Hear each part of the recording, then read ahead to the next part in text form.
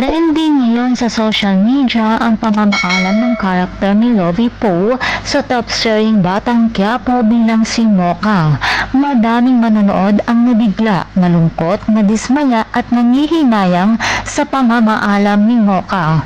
Hindi lang nila inaasahan na magtsugi ito dahil mahalaga ang karakter na ginagampanan niya.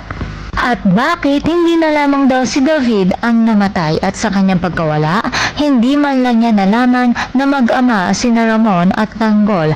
Kapansin-pansin din na iniba nila ang scene ng pagkikita ni Tanggol, Mokang at Ramon. Isa kasi iyon sa inabangan ng mga manunood na ipinakita sa unang trailer. Subalit, ano nga ba ang tunay na dahilan kung bakit biglang nawala ang karakter ni Lovie Poe bilang si Mokang?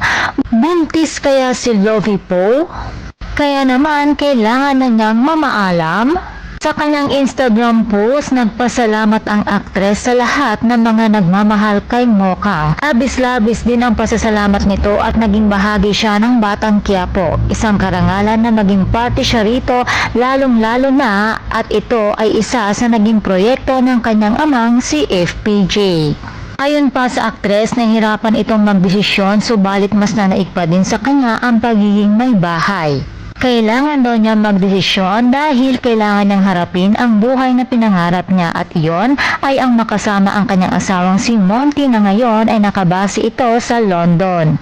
Kaya naman sinakripisyo muna ni Lovie Poe ang pagiging artista para bumuo na sila ng isang pamilya. Malungkot man ang manonood maging ang mga katrabaho niya, subalit hangad ng lahat ang kaligayahan ni Lovie.